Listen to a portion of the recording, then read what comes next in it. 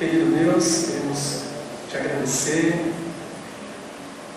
por termos chegado até aqui, Senhor Deus, por termos chegado até aqui ao longo, Senhor Deus, desses 2 meses, estudando e meditando a respeito dos 10 mandamentos. Queremos te agradecer porque o Senhor já tem falado muito conosco. E nós oramos pedindo para que o Senhor continue falando conosco hoje, que o Senhor ministre aos nossos corações, que o Senhor nos transforme, que o Senhor mude a nossa mente, a nossa forma de entender e de enxergar a respeito do Senhor, a respeito da Tua Palavra. Então nós oramos pedindo para que o Teu Espírito Santo venha ministrar poderosamente, assim como o nosso irmão Marcelo orou, Senhor Deus, que o Senhor realmente toque aqui no nosso coração. Nós assim oramos, agradecemos e entregamos esse momento nas Tuas mãos. Em nome de Jesus. Amém. Amém. Ao longo desses 2 meses, então, nós trabalhamos e estudamos a respeito dos 10 mandamentos. E hoje a gente vai finalizar. A gente não pegou exatamente a sequência dos 10 mandamentos, mas nós agrupamos eles. E hoje a gente vai ver mais 2 mandamentos. Só para quem talvez está chegando agora, puxa, da onde que veio esses 10 mandamentos? Então, só para a gente poder entender rapidamente, os 10 mandamentos, ele surgiu no momento de um povo, de uma nação. Era um povo que estava escravizado, era um povo que não tinha lei, não tinha liberdade, um povo que vivia para servir um outro povo, que era o povo de Israel. E então eles queriam uma liberdade, eles queriam ser libertos, e então eles oraram a Deus: Deus, nós não queremos mais estar nessa situação de prisão. E Deus então levanta uma pessoa, Moisés, e ele então lidera, ele se torna o líder dessa saída dessa escravidão. E eles então estão voltando para casa. E a casa deles é a região da Palestina, a região de Israel hoje. Eles estão voltando para lá porque lá era a terra deles, para se tornar um povo, para se tornar uma nação. E aí você pensa, um país novo que está surgindo, uma nação nova, quais são as leis que eles vão ter? Quais serão os mandamentos, as leis, as direções que eles vão ter como povo? E então, no meio do caminho, então, Deus dá para este povo os 10 mandamentos, que alguns chamam de decálogo, né? São 10, logos é a palavra, então são 10 palavras que a gente chama de 10 mandamentos. E hoje a gente vai ver sobre o mandamento 6, que diz assim: não matarás. Então você pode parecer óbvio, claro que não pode ficar matando ninguém, né? Só que existe algumas... É uma conversa meio complicada a respeito do matar. Aqui no nosso país, independente de qualquer coisa, nós não podemos matar ninguém. No nosso país, por exemplo, não existe pena de morte, por exemplo, para algumas situações. Aí, algumas pessoas acham que tem que ter pena de morte, outros acham que não. Alguns outros países aplicam a pena de morte. Quando Deus fala a respeito do não matarás, a gente fica, puxa vida, mas Deus fala para não matar. Mas tem algumas situações, se você olha para a palavra, existem algumas penas de morte ali. Como é que funciona isso? É importante que a gente entenda, para que a gente não ache ou não pense que a palavra ela se diverge, né? Mesmo a respeito de algumas profissões que necessariamente usam esse artifício para exercício da sua profissão. Então, como é que a gente entende esse mandamento? O termo não matarás, quando a gente olha para o original dele, ele se refere ao matar sem nenhum motivo. Matar por matar. Porque quando você olha para a palavra de Deus, olhando para a palavra de Deus, Deus autoriza em alguns momentos a pena de morte. Agora, puxa vida, mas isso é cruel demais. Mas qual que é a visão de Deus? E qual é a visão também desses países que aplicam a pena de morte? Já parou para pensar? O pensamento de Deus é a preservação da vida. É preservar a vida. É preservar a sua vida e a minha vida. Esse é o plano principal de Deus, para que todos tenham vida. Deus não é Deus de morte, Deus é Deus de vida. Quando existe uma ameaça à vida, então é aplicada a pena de morte para que não se tenha essa ameaça. Eu vou dar um exemplo assim, é ruim dar esses exemplos assim, mas olha, imagina uma situação dessa. Você está na tua casa, você está ali com a tua família, a tua esposa e teus filhos pequenos. E você tem um recurso nas suas mãos, que é para a proteção da sua família. E aparece alguém, um indivíduo que quer matar a tua família.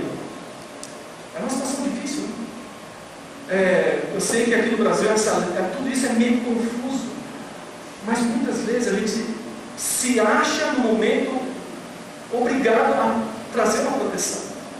Então, dentro do julgamento aqui do nosso país, quando existe essa questão de proteção, você está preservando o rigor, o olhar é diferente. Então, quando Deus fala a respeito do não matarás, a preservação da vida é o principal para Deus. Então, quando Deus fala não matarás, não matarás levianamente, de qualquer jeito, de qualquer forma, ou porque você quer, porque você não gosta de alguém.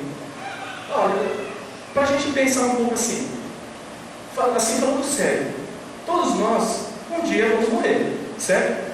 A não ser que Jesus volte antes e a gente se encontre com Jesus antes, mas caso contrário, todos nós vamos morrer. Vai chegar o nosso dia. A questão é se eu tenho direito ou não de abreviar o tempo de uma pessoa, porque fatalmente uma pessoa vai partir, mas a questão é, se eu posso abreviar o tempo dessa pessoa, eu posso tirar ela antes do tempo. Por isso que Deus fala, não matarás. Agora, parece óbvio que está aqui, mas olha só como não deve estar aqui. Vocês se lembram dessa pessoa? Talvez muitos não se lembrem.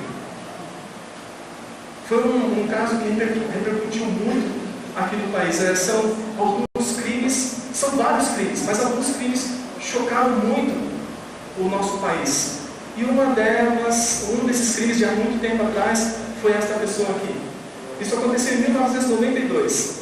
Ela era uma atriz, filha da Glória Pérez, que escreve novelas, e ela então, na novela que ela participava, que a mãe estava escrevendo, ela foi assassinada por um colega de trabalho que é ator também, Guilherme de Pádua.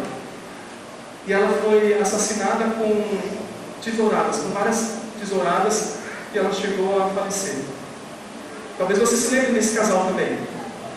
Se lembra ou não? Talvez é um caso mais recente, mas é uma coisa que repercutiu muito também no nosso país. Sentimento de revolta, de indignação. Poxa, como é que pode? Segundo a promotoria, segundo a acusação, diz que eles mataram a própria filha. Na verdade, não é filha daquela moça, daquela mulher, mas é filha do rapaz. E por algum surto de raiva, ela começou a estrangular a menina. E ela então, achando que a menina tinha morrido, ela chegou a desmaiar. O pai então teve a brilhante ideia de jogar pela janela para simular um assalto, um assassinato. Quer dizer, alguém que entrou na casa e jogou a menina então, para simular isso, mas no final das contas eles acabaram presos, acusados que eles mataram a própria filha de 6 anos, a família Nardoni. Esse é um pouco mais recente também. Muitos de vocês talvez tenham ouvido a notícia dele. O goleiro Bruno, ele era goleiro lá no Flamengo, e supostamente ele tinha uma amante, e essa amante estava grávida, ela dizia que era dele. Então ele, por algum motivo, talvez ele não quisesse se expor, não quisesse pagar a pensão, não sei, ele então, segundo a promotoria, disse que ele mandou matar a amante dele. E até hoje não acharam o corpo, mas são alguns exemplos de crimes que a gente ouviu e repercutiu. Tem outros tantos. Eu tinha um site que falava dos 30 crimes que abalaram ou chocaram o Brasil. Mas eu peguei 3 só para a gente poder. Ontem a Noemi falou que recebeu uma notícia de uma criança que estava numa festa de formatura, 7 anos de idade, filha de um professor de inglês, e ela também foi assassinada dentro da própria formatura, onde o pai estava ali presente, e ele estava ali falando, naquele momento de formatura, e falou: puxa, cadê minha filha? Cadê minha filha? Todo mundo começou a procurar, ela estava morta ali, num galpão ali, esfaqueada, né, se não me engano. Então são situações que a gente pensa, puxa, que mundo é esse? Que coisa esquisita. Algumas estatísticas eu já tinha passado para vocês, mas só para a gente poder entender ainda um pouco com relação ao Brasil. O homicídio é a principal causa de morte dos jovens entre 16 e 17 anos no Brasil. O que mais mata o jovem? Homicídio. Um matando o outro. O Brasil tem o maior número de homicídios do mundo, com 64 mil casos. Isso é uma estatística de 2012. Em quarto, a Colômbia tem 20 mil. O Brasil lidera o número de homicídios no mundo, número absoluto. A Colômbia, que a gente muitas vezes julga que é um país violento, ela está em quarto lugar, e em quarto lugar tem 20 mil. Nós temos 64 mil. E essa outra estatística, eu creio que está muito relacionada com o mandamento que a gente está vendo. No estado de São Paulo, aqui no nosso estado de São Paulo, 83% dos assassinatos foram cometidos por impulso ou por motivo fútil. Essa é uma estatística lá do DHPP, o Departamento de Homicídios e Proteção à Pessoa. Esse, né? DHPP. Isso são casos que foram identificados e mapeados com a razão do assassinato. Eles chegaram à conclusão que 83% por motivo fútil. Por que é motivo fútil? Você bater na traseira do outro, né, no trânsito, você fica nervoso, e dá uma loucura em você mata o cara.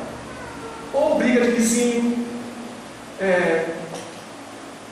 questões passionais, de paixão, de apaixonado, não gosta de levar um fora, não aguentou e matou a outra pessoa.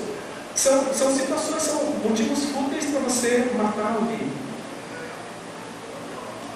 E aí a gente vê por que Deus colocou aquele mandamento: não matarás.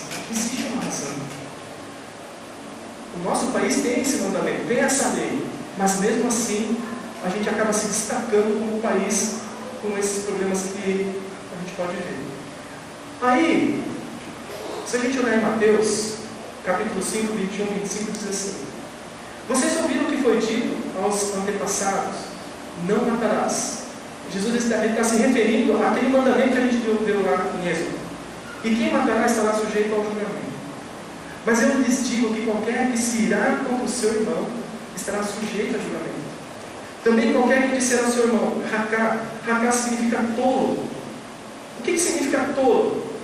Bobão, crianção, infantil. Sabe, quando você menospreza alguém, você não é um tontão mesmo, é alguma coisa nesse sentido. Então Jesus está dizendo isso. Será levado ao tribunal. E qualquer que disser louco, corre o risco de ir para o fogo do inferno. Portanto, se você estiver apresentando sua oferta diante do altar e ali se lembrar de que seu irmão tem algo contra você, deixe a sua oferta ali diante do altar e vá primeiro reconciliar-se com o seu irmão. Depois volte e apresente a sua oferta. Entre em acordo depressa com o seu adversário, que pretende levá-lo ao tribunal. Na semana passada, nós lemos um versículo, nós lemos uma palavra que Jesus disse que o problema é o coração do homem. Porque é do teu coração e do meu coração que surgem todas essas coisas. Que surgem homicídio, que surgem adultérios, que surgem mentiras, que surgem iniquidades e tantas outras coisas ruins. Aonde ele nasce? É aqui dentro que ele nasce. Então quando você matou alguém, ou quando você chegou nesse ponto, porque aqui dentro já nasceu. Por isso que Jesus diz assim, a respeito desse matar. E quando que a gente mata alguém? Porque a gente pode matar alguém sem matar ele fisicamente. A gente pode matar pessoas com aquilo que falamos, com as nossas posturas e nossas atitudes. E aí quando a gente vê esse versículo, como que a gente mata alguém? Como que a gente está matando o próximo? A primeira coisa que ele diz assim: qualquer que se irá contra o seu irmão. quando nutrimos raiva e ódio. A maior parte não existe estatística sobre isso, mas a maior parte dos assassinatos, dos homicídios, o que precede é raiva, é ódio. Não suporta esse cara. E nessa raiva, nesse descontrole, a gente vai e acaba com a vida de alguém. Se tiver alguma coisa na tua mão, se você tiver um taco ou alguma coisa, você mata o cara, porque a gente se descontrola. Mas o que Jesus está falando, olha, isso daqui precede. Uma outra coisa que Jesus fala: quando matamos o próximo, qualquer que ele seja o seu irmão, racá ou louco. Sabe o que significa isso?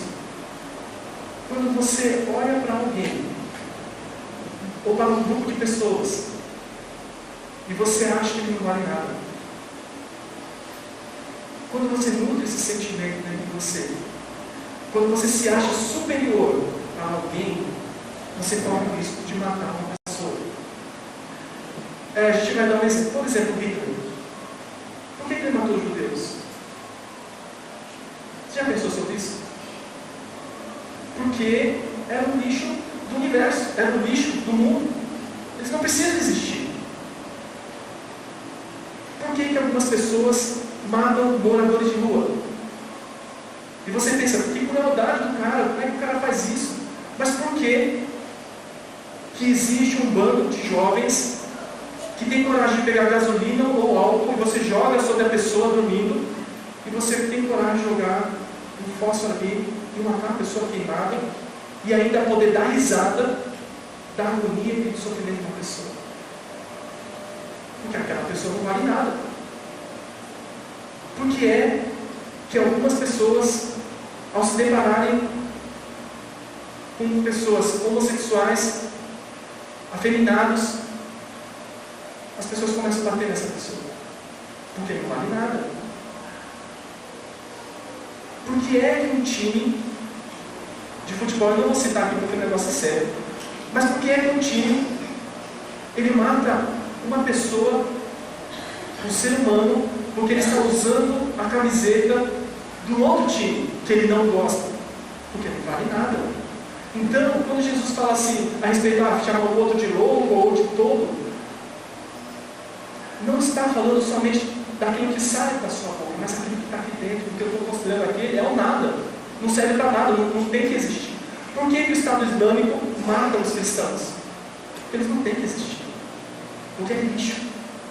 Então, quando a gente nutre esse sentimento para com alguém, quando a gente acha que aquela pessoa não vale nada, já é um indício de que o homicídio mora por dentro.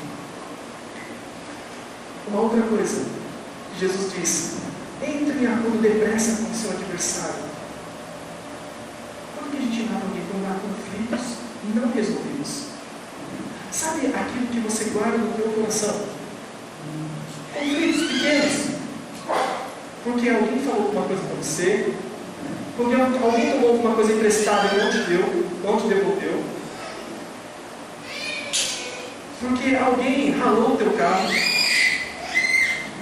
porque alguém falou mal da sua mãe.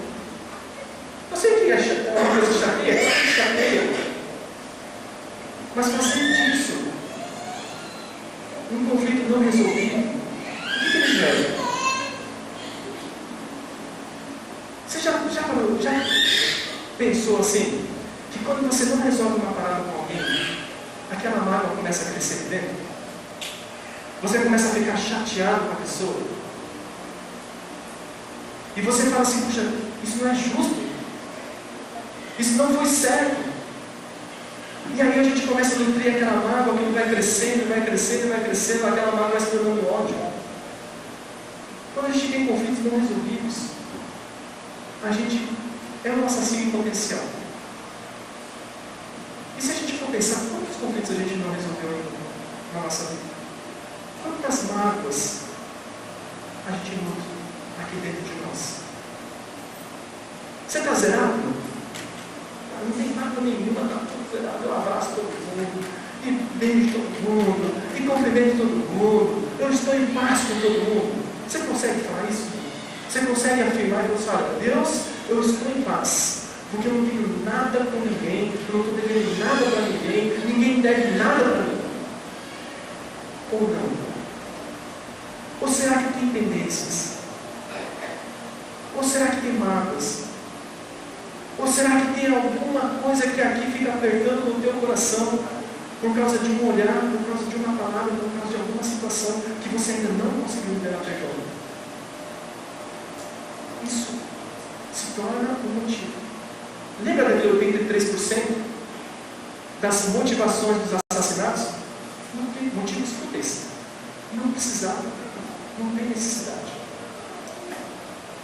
Aí outro mandamento diz assim: não darás falso testemunho contra o teu próximo.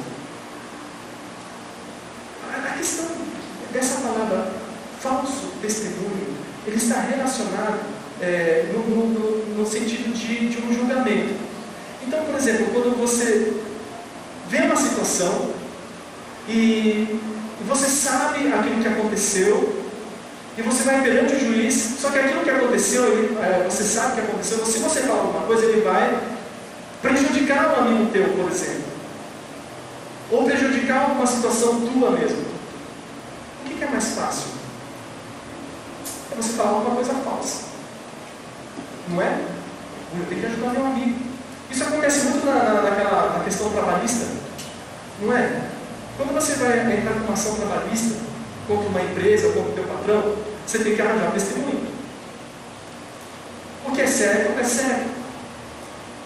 Mas o que acontece é que muitas vezes a gente pede para o cara dar uma turbinada, assim, dá um marque aí.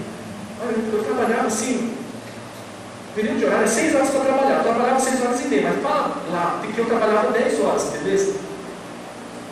E aí o teu colega vai falar assim: olha, o cara trabalhava 10 horas, ralava pra caramba, não tinha almoço, não tinha horário de descanso, o cara penava mesmo. O juiz vai fazer o quê? E o patrão vai falar assim: não, cara, não era assim que funcionava, não. A ganho de causa é para o trabalhador. É assim que funciona. Isso é falso testemunho. Só que o falso testemunho, ele está relacionado com mentiras. E olha só o que acontece com coisas simples. Você conhece esse homem aqui? Não? Ele não tem cabelo também. Alguns irmãos aqui, né? Imagina, será que você vai ficar assim também? Vai ficar melhor. Esse policial aqui, ele era um ex-policial, é chamado Clyde Ray Spencer. Ele recebeu uma indenização de $9 milhões por ter passado 20 anos na cadeia indevidamente, por um crime que ele não cometeu. Imaginou 20 anos da vida dele preso. E ele foi condenado a uma prisão perpétua. Era para passar o resto da vida dele na cadeia. E sabe qual era o crime na qual ele foi acusado? Você tem ideia? Ele foi acusado uma acusação de que ele tinha violentado sexualmente os seus próprios filhos. Essa era a acusação. Agora você imagina, e os filhos falaram assim, perante o juiz: não, ele não fez isso. E ele falou assim: não, eu não fiz isso. Mas várias testemunhas afirmaram e falaram: não, ele fez isso. E por causa disso ele pegou prisão perpétua e ficou 20 anos na cadeia. Você consegue imaginar um homem na cadeia por uma coisa que ele não fez? Eu imagino que ele trabalhava pela família dele, pelos filhos dele. Imagina a alegria dele quando ele voltava para casa e podia olhar seus filhos e poder abraçar os seus filhos, e ele estava privado disso, e ainda sendo acusado que ele abusou dos filhos dele. É muito duro isso. E sabe qual é a motivação e por que ele foi acusado? O que é pior ainda, a esposa dele tinha um caso com o chefe de departamento da polícia. E o chefe de departamento da polícia, então, em conjunto com uma outra pessoa, para tirar ele da reta, simulou algumas situações, algumas provas falsas, e o acusou e o prendeu. Mas depois, a justiça entendeu, eles perceberam que era um erro que tinha cometido, então o libertou e deu essa indenização para ele. Por causa de falsas testemunhas. A gente tem um problema muito sério. Nós temos um problema muito sério. Você imagina o seguinte: você foi na casa de um amigo. Aí na casa do seu amigo, você viu essas duas pessoas que você não conhece muito bem. Estavam lá. E esse teu amigo falou: não, eles são meio conhecidos, estão aqui também com a gente, veio tomar um café. E você vê esse cidadão, essa cidadã, observa. A moça é uma moça simpática, muito gente boa, extrovertida, animada, fala bastante. Só que o cara é meio esquisito. Meio carrancudo, de muitas palavras. Meio grosseiro, talvez. E depois que você vai embora, você fica sabendo que teu amigo foi assassinado. Apareceu morto. E aí, o juiz manda chamar você, e você vai, porque você esteve na casa dessa pessoa um pouco antes, e você vai dar o teu testemunho. O que você falaria? O que você descreveria? O juiz vai falar assim: olha, tinha duas pessoas que ficaram lá. O que você viu? Olha, eu vi um cara esquisito. Eu não vi o que aconteceu, mas o cara era estranho. Não sei, eu? A moça, magricelinha, bonitinha, simpática. Não foi? A gente não vê todas as coisas. A gente olha pela aparência. A gente julga pela aparência. A gente julga pelo olhar das pessoas. Mas a gente não sabe a intenção das pessoas. E aí, a gente acaba usando das palavras que saem da nossa boca para julgar pessoas. Sabe o que Jesus diz? A boca fala do que está cheio do coração. Quando você usa de palavras maldosas e calúnias, o que é calúnia? É você atribuir a culpa sobre uma pessoa, sendo que ela não fez. E você nem sabe se fez. Sabe como a gente mata uma pessoa para valer? Você não precisa de machado, você não precisa de faca, você não precisa de uma arma. Mas pega a tua língua e começa a falar mal da pessoa. Começa a destruir o caráter da pessoa. Começa a destruir o valor de uma pessoa. Você mata essa pessoa rapidinho. Porque você põe ela em depressão. Porque ou ela se mata. Não é isso que acontece? Quantos jovens não estão morrendo? Se matando, tirando a sua própria vida. Porque ela acha que não tem valor, porque ela acha que não tem propósito, porque ela acha que não tem razão para viver. Mas por quê? Porque algumas pessoas tiraram isso dela, tiraram o valor dela, tiraram a razão dela. E quantas vezes a gente não faz isso na nossa vida? Olha, quem nunca falou mal de uma pessoa? Sejamos sinceros. Quem nunca falou mal sem a pessoa estar junto? Então, se eu vou falar mal do Val, que está lá atrás, o Val, se eu vou falar alguma coisa dele, ele tem que estar junto. Fala mal do seu cabelo, está estranho. Eu tenho que estar junto, porque se ele não estiver junto, ele não tem direito de se defender, certo? Você sabe por que o cabelo dele está estranho? Não é que está estranho, eu estou se pondo. Mas você sabe a razão? E se ele pegou piolho? Quando estou esquisito, você corte a minha massa. Você pega o piolho, entendeu?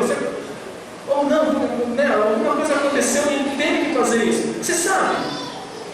Você não sabe? Então fica quieto. Ou se você não quer, não vai ficar quieto, chama ele. Chega aí. A gente está numa rodinha aqui e uma coisa está incomodando meu coração. Está apertando o meu sentimento, meu coração, estou ficando angustiado. O que está acontecendo com o meu cabelo? Não, é que peguei um piolho, entendeu? Eu tive que cortar. Ah, sim. Senão você pensa um monte de besteira, não tem nada a ver. Você nunca falou mal de alguém sem o direito da pessoa poder se defender? Não precisa levantar a mão, mas você conseguiria levantar a mão e falar assim: olha, nunca falei mal de ninguém. Nunca falei mal do pastor. Isso é a coisa mais fácil de fazer, é falar mal do pastor. Nunca falei mal do pastor. Nunca falei mal dos irmãos, do que canta aqui na frente, da recepção. Nunca falei mal do professor de história musical. Nunca falei mal da criança de ninguém. Aquela criança esquisita. Nunca falei mal. Você poderia levantar a mão e falar assim: olha, eu estou isento. Eu nunca dei falso testemunho de ninguém. Nunca disse palavras maldosas ou caluniosas contra ninguém.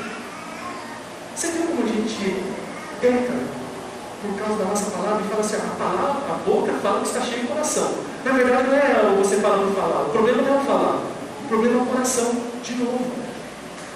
É aqui dentro.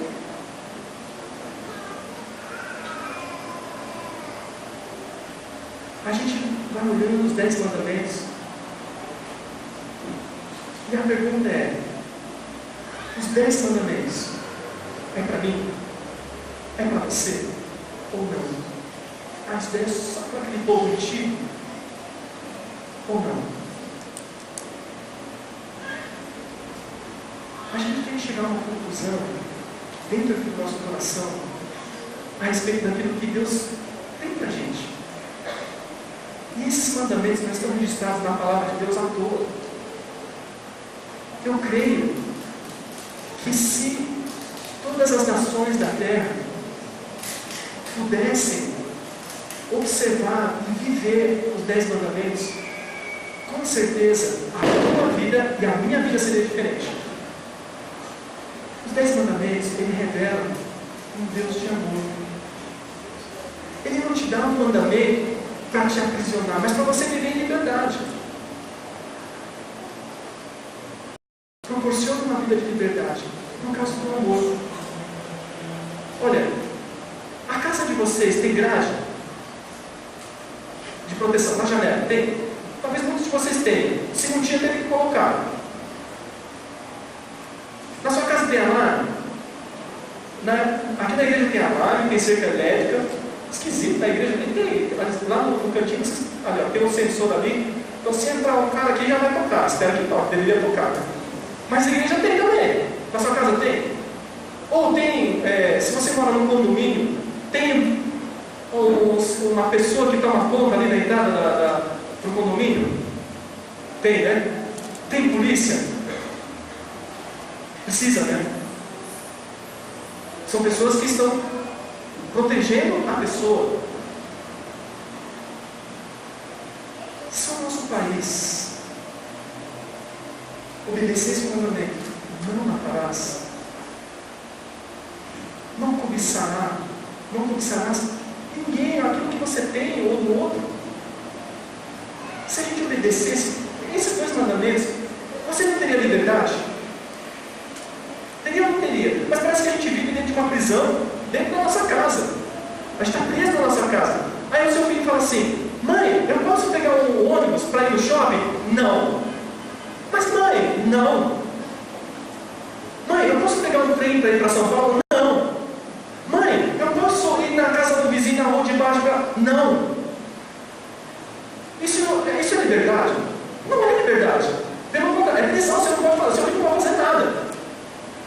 Mãe, pode ficar brincando em casa? Em casa pode. Mas não vai lá fora também não. É dentro de casa, no quarto aqui, ó. Eu olhando você. Isso é liberdade? Não. Mas agora, se você tivesse liberdade, se não tivesse problema nenhum, pode ir andando. Vai com os amiguinhos, vai. Pode ir no shopping, vai no shopping. Pode andar sozinho no shopping? Pode andar sozinho. Vai passear, vai brincar. Brinca na rua, não tem perigo, não tem problema. Isso é liberdade.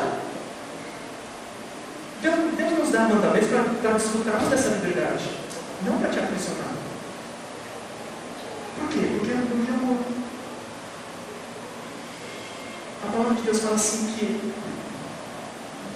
o obedecer esses mandamentos é para que tudo vá bem com você, para que os teus dias sejam prolongados. Se teu próximo observa esses mandamentos para com você, ele te respeita, ele te honra, ele cuida de você, e você também faz o mesmo pelo teu próximo, você não fala mal dele, não dá um falso testemunho ou mente a respeito dele, você não cobiça nada dele, e nem as tuas coisas são cobiçadas, você não tem conflitos. Olha que maravilha, é viver em paz. Você não tem problema de depressão, você não tem problema de úlcera, você não tem problema de um monte de coisa, de estresse, por causa dessas coisas, para que tudo vá bem. Observa um pouquinho a tua vida pessoal. Todos aqueles mandamentos que a gente viu. Na semana que vem vocês vão receber um resuminho dos 10 mandamentos, tá bom? A Noemi vai. Eu já estou adiantando o aviso, né? Mas é um presente, a gente já dá hoje, mas a gente vai passar para vocês semana que vem. É um resuminho aqui. Depois você vai olhar, vai pensar, para você se lembrar. Eu vou te devolver o livro. Se você observar esses 10 mandamentos, veja se a sua vida não seria diferente. Se você observar a tua vida hoje, como ela está? Como está a tua família? Como estão os teus filhos? Como está a tua relação com outras pessoas? Com seus vizinhos? Com seus colegas de trabalho? Com a sua sogra? Com o seu sogro? Como vai as suas relações? Como vai a sua vida? Sabe? A gente vai chegar à conclusão que talvez a minha vida não está legal. Eu vou chegar à conclusão que, olha, eu pisei muito na bola. Não terás outros deuses, não farás para ti ídolo, não tomarás o nome do Senhor em vão, guardarás o sábado, honra teu pai e tua mãe, não adulterarás, não matarás, não furtarás, não cobiçarás, não darás falso testemunho. Talvez eu não estou fazendo nada disso. E a minha vida não está legal. Olha a sabedoria de Deus. Mesmo um país, uma nação, que talvez se declare ateu, que não acredita em Deus, que não crê em Deus, mas se esse país ou essa nação observa esses princípios, ou parte delas, essa nação vai ser diferente. Se esses mandamentos fazem parte da cultura de uma nação, pode ter certeza que essa nação vai ser diferente. Se esses princípios fizerem parte da tua vida, da tua família, para você, eu tenho certeza de que a tua vida vai ser diferente.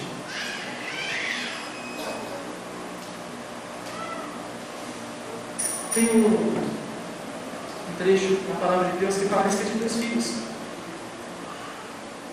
E na Bíblia está escrito sobre o filho pródigo. E na verdade o que a gente fez foi exatamente a mesma coisa. A gente fala para Deus: Deus, eu não quero, Senhor. Eu não quero andar nos teus caminhos, eu não quero andar segundo os teus mandamentos, eu quero andar do jeito que eu quero andar. Os nossos pais fizeram isso, os nossos primeiros pais fizeram isso. E eles negaram a Deus: mas Deus, eu não quero, Senhor. Eu quero viver do meu jeito.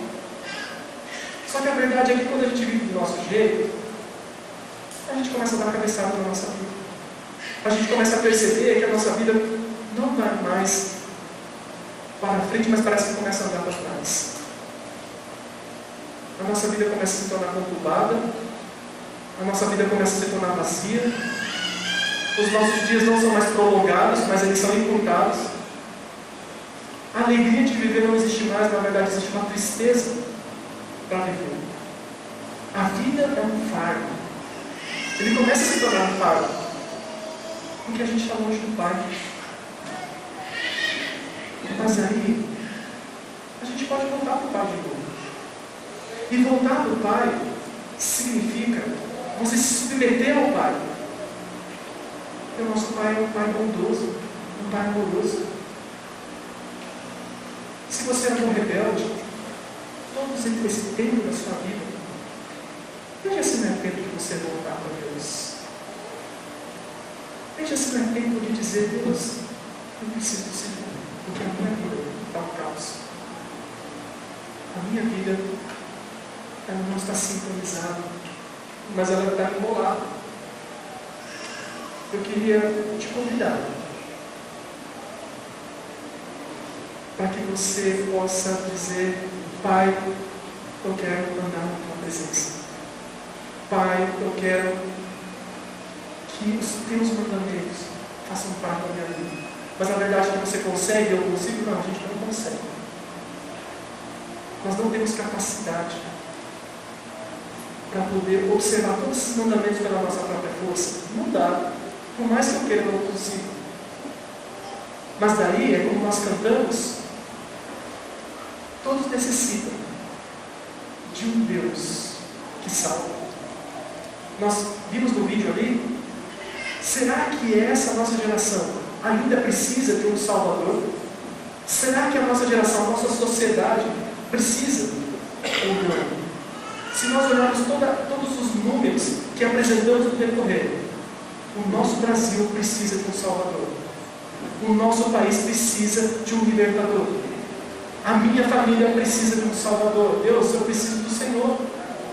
Então eu quero te convidar a tomar esse passo de fé. Deus, entra na minha vida. Eu não sou capaz, mas o Senhor me capacita. Jesus diz o seguinte, que aquele que crê em mim, do seu interior fluirão rios de águas vivas. Aquele que crê em mim receberá o poder do Espírito Santo. E é esse Espírito de Deus que vai te dar forças para você caminhar dia após dia, para você poder observar esses mandamentos. E aí sim, você vai começar a sentir diferença na tua vida. Primeiro, na tua vida pessoal, dentro da tua família, dentro da sociedade que você vive, dentro da